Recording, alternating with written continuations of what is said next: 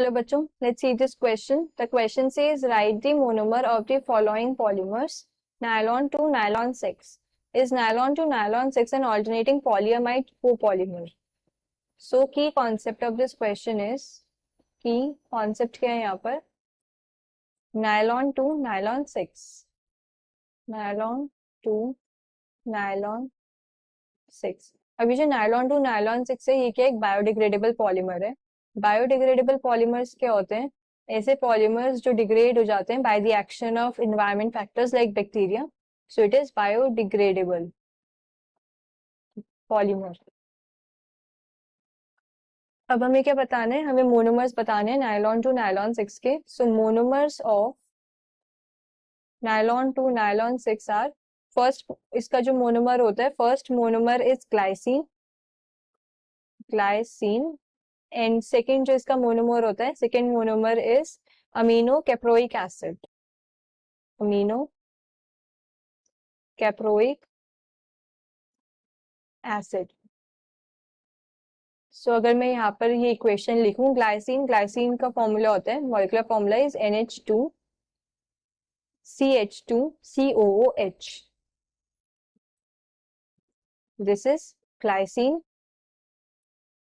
plus amino caproic acid. Amino caproic acid is NH2 CH2 whole 5 COOH. and जब इन दोनों की reaction होती है, N molecules of glycine and N molecules of amino caproic acid, this is amino caproic acid. तो इन दोनों की reaction से जो हमें पॉलीमर मिलता है, that polymer is nylon to nylon 6. Polymer कैसा होता है? यहाँ पे NH CH2C double bond O NH CH2 whole 5 C double bond O this whole N. तो ये जो पॉलीमर मिला है, इस पॉलीमर को हम बोलते हैं nylon to nylon 6.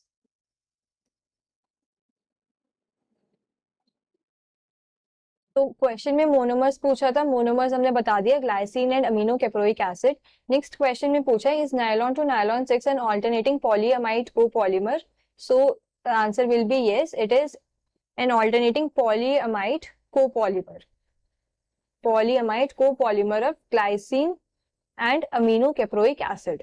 Polyamide copolymer means polyamide, हम यहाँ पे पॉलीअमाइड क्यों लिखा है? Because of this amide linkage. ये जो CONH है, this linkage is known as amide linkage.